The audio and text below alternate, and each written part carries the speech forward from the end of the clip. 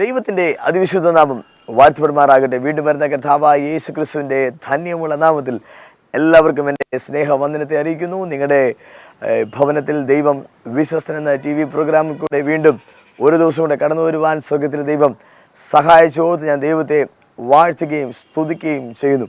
യേശു കർത്താവ് നല്ല ദൈവം. അപ്പം ഞാൻ എപ്പോഴും പറയുന്നൊരു കാര്യമാണ്, എൻ്റെ യേശു നല്ല ദൈവം. പിശാച് മോശമായവൻ. എന്നാൽ പിശാച് ദോഷമായത് കാര്യം മാത്രമേ ചെയ്യത്തുള്ളൂ. എന്നാൽ ദോഷമായ കാര്യം പിശാച് ചെയ്യുന്നുണ്ടല്ലോ, എൻ്റെ ദൈവം നന്മ ചെയ്യുന്നു, പക്ഷേ പിശാച് ദോഷമായ കാര്യങ്ങളെല്ലാം ചെയ്യുന്നല്ലോ എന്ന് പറഞ്ഞ് ഭാരപ്പെടേണ്ട. വചനം പറഞ്ഞിരിക്കുന്നു, ദൈവത്തെ സേവിക്കുന്നവർക്ക്, നിർണയപ്രകാരം വിളിക്കപ്പെട്ടവർക്ക് ദൈവം സകലതും നന്മയ്ക്കാക്കി തീർക്കുന്നു. പിശാച് ദോഷമായി തീർക്കുന്നതിനെയും അതേ നന്മയാക്കി തീർക്കുവാൻ കഴിവുള്ളവനത്രേ നമ്മുടെ ദൈവം. അതുകൊണ്ട് ഭാരപ്പെട്ടു പോകേണ്ട. പരിശുദ്ധാത്മാവിൻ്റെ കരം ഇന്ന് ഈ സമയത്തും താങ്കളുടെ ജീവിതത്തിൽ ശക്തമായി വെളിപ്പെടുവാൻ ഇടയായിത്തീരും. ഈ ദിവസം ധ്യാനത്തിനായി എടുത്തിരിക്കുന്ന തിരുവചന വേദഭാഗം സങ്കീർത്തന പുസ്തകം 23:6, Psalms 23:6. Surely goodness and mercy shall follow me all the days of my life. നന്മയും കരുണയും ആയുഷ്കാലമൊക്കെയും എന്നെ പിന്തുടരും. ആമേൻ. നന്മയും കരുണയും ആയുഷ്കാലമൊക്കെയും എന്നെ പിന്തുടരും. ഇന്ന് വളരെ പ്രോഫറ്റിക്കലായ പരിശുദ്ധാത്മാവ് തൻ്റെ ജനത്തോട് ദൂത് പറയുവാനായി ആഗ്രഹിക്കുന്നു. നന്മയും കരുണയും ആയുഷ്കാലമൊക്കെയും താങ്കളെ പിന്തുടരും. ഒരു പക്ഷേ പെട്ടെന്ന് ഈ വർത്തമാനം കേൾക്കുമ്പോൾ അനുബ്രദറെ, ഈ TV പ്രോഗ്രാമിൽ അനുഗ്രഹത്തെ പറ്റിയാണോ സംസാരിക്കുന്നത്? നിശ്ചയമായി എൻ്റെ കർത്താവ് അനുഗ്രഹത്തിൻ്റെ ദൈവമാണ്. നമ്മുടെ ദൈവം അത്ഭുതങ്ങൾ ചെയ്യുന്ന ദൈവമാണ്. കണ്ണുനീര് തുടയ്ക്കുന്ന ദൈവമാണ്. മാറായ മധുരമാക്കുന്ന ദൈവമാണ്. കയ്പിനെ കർത്താവ് സന്തോഷകരമായി തീർക്കുവാൻ കഴിവുള്ള ദൈവമാണ്. വേദപുസ്തകത്തിൽ പഠിക്കുമ്പോൾ യേശു കർത്താവ് കണ്ണുനീരോടിരുന്ന വ്യക്തിയെ നോക്കി, വീണ്ടും നീ കരഞ്ഞോ, നീ വേദനിച്ചോ, അല്ലെങ്കിൽ രോഗത്തോടിരുന്ന വ്യക്തിയെ നോക്കി, നീ രോഗിയായി തന്നെ ഇരിക്കുക, രോഗിയായി തന്നെ നീ മരിക്കണം, അല്ലെങ്കിൽ തീരാ നഷ്ടത്തിലും വേദനയുടെ ദാരിദ്ര്യത്തിൻ്റെ അടിത്തട്ടിലായിരുന്ന ജനത്തെ നോക്കി നീ ഇങ്ങനെ തന്നെ ജീവിച്ചാൽ മതി എന്ന് പറഞ്ഞ ദൈവമല്ല. അങ്ങനത്തെ ദൈവത്തെ അല്ല ഞാൻ സേവിക്കുന്നത്. ആ യേശുവിനെ അല്ല ഞാൻ നിങ്ങൾക്ക് പരിചയപ്പെടുന്നത്. എൻ്റെ യേശു സമൃദ്ധിയുടെ ദൈവമത്. അവൻ കണ്ണുനീര് തുടയ്ക്കുന്നവൻ, ഭാരത്തെ മാറ്റുന്നവൻ, വേദനയെ മാറ്റുവാൻ ശക്തനായ ദൈവം.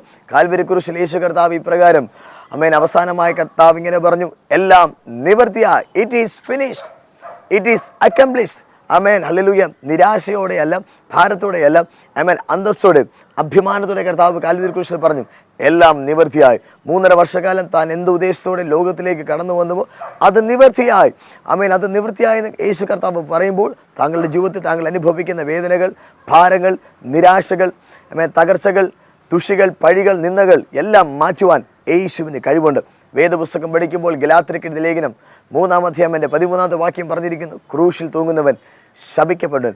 പ്രിയ സുഹൃത്തെ, പ്രിയ കുടുംബമേ, ഒരുപക്ഷെ താങ്കൾ പറയുമായിരിക്കും, ഞാനൊരു ശപിക്കപ്പെട്ടവനായിരിക്കുന്നു, ഈ ഭവനത്തിൽ പ്രവേശിച്ചപ്പോൾ തന്നെ എൻ്റെ ജീവിതത്തിൽ ശാപകരമായ അവസ്ഥയായി, ഞാൻ തന്നെ എൻ്റെ കുടുംബത്തിനും എനിക്കും എല്ലാം ഞാൻ ശാപകരമായ അവസ്ഥയിലായിരിക്കുക, ഇനി എനിക്കിതിലൊരു ഉയർച്ചയില്ല, എൻ്റെ ജീവിതത്തിൽ ആത്മഹത്യ മാത്രമേ അവസാനമായ ഒരു പോംവഴിയുള്ളൂ എന്ന് പറയുന്നുവോ? ഇല്ല സുഹൃത്തെ, താങ്കൾ ശപിക്കപ്പെടാതിരിപ്പാൻ കാൽവരിനാഥനെ യേശു സ്വന്തമായി അവൻ നമുക്ക് വേണ്ടി ശാപമായി തീർന്നു. He became A curse for you and me. വേദപുസ്തകം പഠിക്കുമ്പോൾ ഉൽപ്പത്തി പുസ്തകം 3-ാം അധ്യായം 17-ാം വാക്യത്തിൽ ഇങ്ങനെ പറഞ്ഞിരിക്കുന്നു, ദൈവം മനുകുലത്തെ ശപിക്കുവാനിടയായി. കാരണം ഇപ്രകാരമാണ്, ദൈവത്തിൻ്റെ സന്നിധി വിട്ട്, ദൈവത്തിൻ്റെ വാക്ക് കേൾക്കാതെ, പിശാചിൻ്റെ വാക്ക് കേട്ട്, അപവാദിയായ പിശാചിൻ്റെ വാക്ക് കേട്ട് പിശാചിൻ്റെ പിന്നാലെ കടന്നുപോയി, പിശാച് പറഞ്ഞത് ചെയ്ത് ദൈവത്തിൻ്റെ തേജസ്സിന് വിട്ടകന്നപ്പോൾ ദൈവത്തിൻ്റെ ഭാരമായി. വചനം പറഞ്ഞിരിക്കുന്നു, ദൈവം ഇപ്രകാരം പറഞ്ഞു, മുള്ളും പറക്കാരിയും മുളയ്ക്കുവാനിടയാകും. നീ വേദനയോടെ മക്കളെ പ്രസവിക്കുവാനിടയാകും, നിന്റെ അധ്വാന ബലത്തിൽ നീ ഭക്ഷിക്കുവാനിടയാകും. ഒത്തിരി വേദനയുടെ വാക്കുകൾ മനുകുലത്തിന് കേൾക്കേണ്ടി വന്നു. എന്നാൽ മനുകുലത്തോ നോക്കി ഇത് പറയേണ്ടി വന്നിട്ടും ദൈവത്തിനും വളരെ പ്രയാസമുണ്ടായി. തൻ്റെ സ്നേഹത്താൽ, തൻ്റെ ഇഷ്ടപ്രകാരം സ്വന്തം ശായിൽ ഉണ്ടാക്കിയ മക്കൾ തന്നെ വിട്ട് അകലുന്നൊരവസ്ഥ.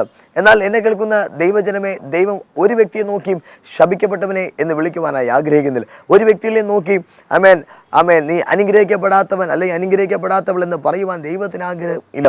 ദൈവത്തിൻ്റെ മനസ്സൊലിവ് എന്ന് പറഞ്ഞാൽ, ദൈവത്തിൻ്റെ ഇഷ്ടമെന്ന് പറഞ്ഞാലേ മനുഷ്യനെ അനുഗ്രഹിക്കുക തന്നെയാണ്. വേദപുസ്തകം പഠിക്കുമ്പോൾ അബ്രഹാമിനോട് ദൈവം എപ്പോഴെല്ലാം സംസാരിച്ചു, അബ്രഹാമിനോട് God started with a word of blessing.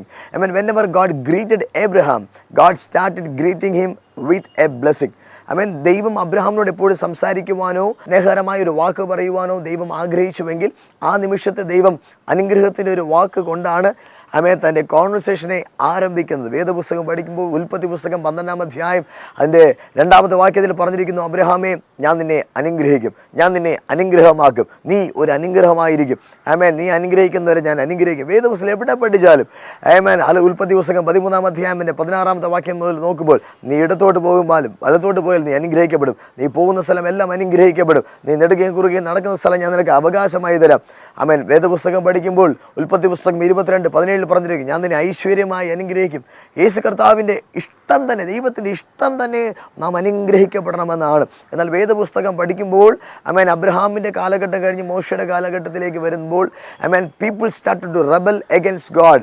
ദൈവത്തോട് ഹല്ലേലൂയ ചോദ്യം ചെയ്യുവാനും ദൈവത്തോട് വെല്ലുവിളിക്കുവാനും ദൈവത്തോട് കണ്ടീഷൻ ഇടുവാനും തുടങ്ങിയപ്പോൾ അവിടെ കണ്ടീഷണൽ ബ്ലെസ്സിങ് കടന്നു വരുവാൻ ഇടയായി. എന്നാൽ വേദപുസ്തക അടിസ്ഥാനത്തിൽ നമ്മൾ പഠിക്കുമ്പോൾ ദൈവത്തിൻ്റെ ഹിതം അല്ലെങ്കിൽ ദൈവത്തിൻ്റെ മനസ്സ്, ദൈവത്തിൻ്റെ ഇഷ്ടമെന്ന് പറയുന്നത് തന്നെ താങ്കളെ ഇപ്രകാരം ചെയ്താലേ നിന്നെ ഞാൻ അനുഗ്രഹിക്കത്തുള്ളൂ, നീ ഇപ്രകാരം ചെയ്തില്ലെങ്കിൽ ഞാൻ നിന്നെ അനുഗ്രഹിക്കത്തില്ല, അങ്ങനെ ഒരു ഇതല്ല. കണ്ടീഷണൽ ബ്ലെസ്സിങ് അല്ല ദൈവത്തിൻ്റെ ഹിതം. അങ്ങനെ ദൈവത്തോടൊരു കണ്ടീഷൻ ഇടുവാൻ മനുഷ്യന് വളർന്നിട്ടുമില്ല, വളരുവാൻ കഴിയത്തുമില്ല. ദൈവം സർവ്വവ്യാപിയാണ്. സകലത്തെയും ഉളവാക്കിയ ദൈവത്തിന് സ്വന്തം കരങ്ങളാൽ ഉണ്ടാക്കിയ മനുഷ്യന് ഒരു കണ്ടീഷൻ ഇടുവാൻ കഴിയുമോ? പ്രിയ സുഹൃത്തെ, ഇതാണ് പലപ്പോഴും നമ്മുടെ ജീവിതത്തിൽ നന്മ പ്രാപിക്കാതെ വേണം തടസ്സമായി നിൽക്കുന്നത്. നമ്മൾ പറയാറുണ്ട്, കർത്താവേ, ഞാൻ ഇന്ന് പ്രാർത്ഥിച്ചില്ല, അല്ലെങ്കിൽ ഞാൻ ഇത് ചെയ്തില്ല, ഞാൻ അത് ചെയ്തില്ല, അതുകൊണ്ട് ഞാൻ അനുഗ്രഹിക്കപ്പെടുന്നില്ല. സുഹൃത്തെ, ഞാൻ നല്ലത് ചെയ്യുന്നത് കൊണ്ടല്ല ഞാൻ അനുഗ്രഹിക്കപ്പെടുന്നത്, അല്ലെങ്കിൽ ഞാൻ ദോഷം ചെയ്യുന്നത് കൊണ്ടല്ല എൻ്റെ ജീവിതത്തിൽ തകർച്ചകൾ, തിന്മകൾ കടന്നു വരുന്നത്. ഞാൻ അനുഗ്രഹിക്കപ്പെടുന്നത് എൻ്റെ നന്മയോ എൻ്റെ കഴിവോ അല്ലെങ്കിൽ എനിക്കുള്ള നല്ല ഗുണങ്ങളോ കൊണ്ടല്ല. ഞാൻ അനുഗ്രഹിക്കപ്പെടുന്നത് എൻ്റെ ദൈവം നല്ലവനായതുകൊണ്ടാണ്. It is not because you are good you are blessed. It is not because you are bad you are not blessed. ശ്രദ്ധിച്ച് കേൾക്കുക. It is all because of your good God. നിന്റെ നല്ല ദൈവത്താൽ നീ അനുഗ്രഹിക്കപ്പെടുന്നു. ദൈവത്തിൻ്റെ ഇഷ്ടമോ ദൈവത്തിൻ്റെ മക്കൾ അനുഗ്രഹിക്കപ്പെടണം എന്ന് തന്നെ. എന്നെ കേൾക്കുന്ന പ്രിയ സുഹൃത്തെ, ഒരുപക്ഷെ താങ്കൾ ഒരു മാതാവോ ഒരു പിതാവോ ആയിരിക്കാം, താങ്കളൊരു സഹോദരനായിരിക്കാം, താങ്കളുടെ കുടുംബം അനുഗ്രഹിക്കപ്പെടണമെന്ന് താങ്കൾ ആഗ്രഹിക്കുന്നു. ഏത് വ്യക്തിയും, ഏതൊരു മാതാവും ഒരു പിതാവും എന്നെക്കാൾ എൻ്റെ കുഞ്ഞുങ്ങൾ അനുഗ്രഹിക്കപ്പെടണം എന്ന് അങ്ങനെയാണ് മനുഷ്യൻ ആഗ്രഹിക്കുന്നത്. മനുഷ്യൻ ഓരോ ദിവസം തത്രപ്പാടുണ്ടാക്കുന്നതും രാവിലെ എഴുന്നേറ്റ് ഒത്തിരി പ്രയാസപ്പെടുന്നതും ത്യാഗപരമായി അധ്വാനിക്കുന്നതും നമുക്കുള്ള സാധ്യതകളെല്ലാം ചുരുക്കി എൻ്റെ പിതാവും എൻ്റെ മാതാവും ഇങ്ങനെ പറയാറുണ്ട്, ഞങ്ങളുടെ വയറിനെ ഞെരുക്കിയാണ്, അല്ലെങ്കിൽ ഞങ്ങൾക്ക് ലാവിഷായിട്ട് ജീവിക്കേണ്ട സാധ്യതകളെ മാറ്റിയാണ് ഞാൻ നിങ്ങളെ പഠിപ്പിച്ചത്. അതേ പ്രിയ സുഹൃത്തെ, എല്ലാ വ്യക്തികളും അങ്ങനെ തന്നെയാണ്. ഞങ്ങളെക്കാൾ ഞങ്ങളുടെ മക്കൾ അനുഗ്രഹിക്കണം, എന്നെക്കാൾ എൻ്റെ മകൻ അല്ലെങ്കിൽ എൻ്റെ മകൾ അനുഗ്രഹിക്കപ്പെടണമെന്ന് സകല വ്യക്തികളും ആഗ്രഹിക്കുന്നു. വേദപുസ്തകം പഠിപ്പിക്കുന്നു, അങ്ങനെ ദോഷികളായ നിങ്ങളുടെ മക്കൾക്ക് നല്ല ദാനങ്ങളെ കൊടുക്കുവാൻ അറിയുന്നുവെങ്കിൽ തന്നോട് യാചിക്കുന്നവന് നന്മ എത്ര അധികം കൊടുക്കും, തന്നോട് യാചിക്കുന്നവന് നന്മ എത്ര അധികം കൊടുക്കും. പ്രിയ സുഹൃത്തെ, ഹല്ലേലൂയ, നന്മയാൽ സ്വർഗത്തിലെ സകലവിധ അനുഗ്രഹങ്ങളാലും ആത്മീയ അനുഗ്രഹങ്ങളാലും ഭൗതിക അനുഗ്രഹങ്ങളാലും താങ്കൾ നിറയ്ക്കുവാൻ എൻ്റെ യേശു മതിയായവനാണ്. തകർച്ചയുടെ അനുഭവത്തിലിരിക്കുന്നുവോ? ഇതിൽ നിന്നൊരു വ്യത്യാസം ഉണ്ടാകുന്നില്ല എന്ന് പറയുന്നുവോ? വചനം പറഞ്ഞിരിക്കുന്നു, കർത്താവിൻ്റെ അനുഗ്രഹം അത് ഐശ്വര്യത്തെ കൊണ്ടുവരും, അതിനോട് ദൈവം വേദനയെ കൂട്ടത്തില്ല. ഇന്ന് വളരെ പ്രോഫിറ്റിക്കലായി എൻ്റെ ശബ്ദത്തെ ശ്രവിക്കുന്ന, ഈ സന്ദേശം ശ്രവിക്കുന്ന ചില സുഹൃത്തുക്കളോട് ആത്മാവ് പറയുന്നു, താങ്കളുടെ ജീവിതത്തിൽ കർത്താവിൻ്റെ അനുഗ്രഹം വെളിപ്പെടാൻ പോവുകയാണ്. ഒരുപക്ഷെ ചില വ്യക്തികൾ പറയുന്നത് കേട്ടിട്ടുണ്ട്, ഒത്തിരി എനിക്ക് പണമുണ്ട്, ഒത്തിരി സാധ്യതകളുണ്ട്, പക്ഷേ എനിക്ക് I am not able to enjoy that blessing in my life. എൻ്റെ ജീവിതത്തിലുള്ള ആ അനുഗ്രഹത്തെ എനിക്ക് അനുഭവിക്കുവാൻ കഴിയുന്നില്ല. അനേകം പണമുണ്ടെങ്കിലും, ഒത്തിരി പണമുണ്ടെങ്കിലും, സാധ്യതകളുണ്ടെങ്കിലും, അസറ്റ്സ് ഉണ്ടെങ്കിലും അത് അനുഭവിക്കുവാൻ കഴിഞ്ഞില്ല എങ്കിൽ അത് വ്യർത്ഥമാണ്. എന്നാൽ വചനം പറഞ്ഞിരിക്കുന്നു, കർത്താവിൻ്റെ അനുഗ്രഹം അത് ഐശ്വര്യത്തെ കൊണ്ടുവരും. ദൈവത്തിൻ്റെ അനുഗ്രഹം നമ്മുടെ ജീവിതത്തിൽ വരുമ്പോൾ that will bring the glory of God. ദൈവത്തിൻ്റെ മഹത്വത്തെയും ഐശ്വര്യത്തെയും നമ്മുടെ ജീവിതത്തിൽ കൊണ്ടുവരും. അതിനോട് ദൈവം വേദനയെ കൂട്ടത്തില്ല.